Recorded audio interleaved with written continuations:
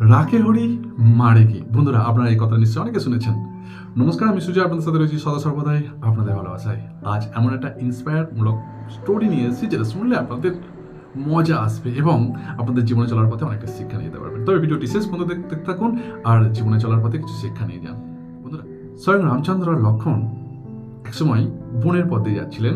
তখন ভোরের সূর্যোদয় হয়নি, তাই সবকিছু তাদের কাছে আবছা আবছা লাগছিল এবং সেই যেতে যেতে তারা একটা সরোবর দেখতে পেল। সেই সরোবরে তারা স্নান করার সিদ্ধান্ত নিল। তাই রাম এবং লক্ষ্মণ তাদের যে তীর বা ধনুক সেটা মাটিতে পুঁতে রেখে তারা স্নান করতে গেল।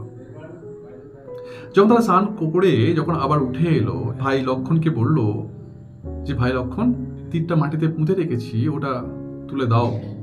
যখন সে তুলতে গেল তখন একটা আওয়াজ শুনতে পেল।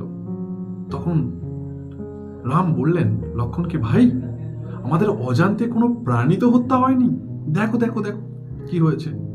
তখন তারা দেখতে পেলেন যখন রাম স্নান করতে গিয়েছিলেন তখন যে তীরটা মাটিতে পুঁতে দিয়েছিলেন, সেই সময় যেখানে তীরটা গিঁথেছিলেন সেখানে একটা ব্যাং কোলা ব্যাং শুয়েছিলেন বা বসেছিলেন।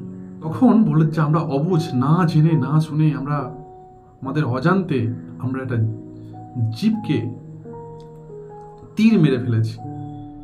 তখন রাম বললেন, হে মূর্খ ব্যাং, যখন আমি তোমাকে তীরটা মারলাম আওয়াজ কেন করলে না?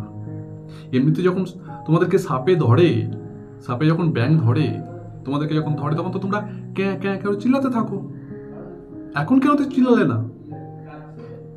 ব্যাঙের কথা শুনুন, যেটা আমাদের প্রত্যেকের জীবনে চলার পথে এটা একটা মোরাল অফ দ্য স্টোরি হতে পারে, একটা জীবনে চলার পথে একটা ইন্সপায়ার হতে পারে। ব্যাং বললেন, হ্যাঁ, যখন কোনো সাপ আমাকে ধরে তখন আমরা এই বলে চিৎকার করি, হে রাম বাঁচাও, হে রাম বাঁচাও, হে রাম বাঁচাও, রাম বাঁচাও আমাকে, রাম বাঁচাও। কিন্তু যখন দেখলাম স্বয়ং রামই আমাকে তীর মারলেন, তখন আমি আর কাকে বলবো, তাই চিৎকার করিনি।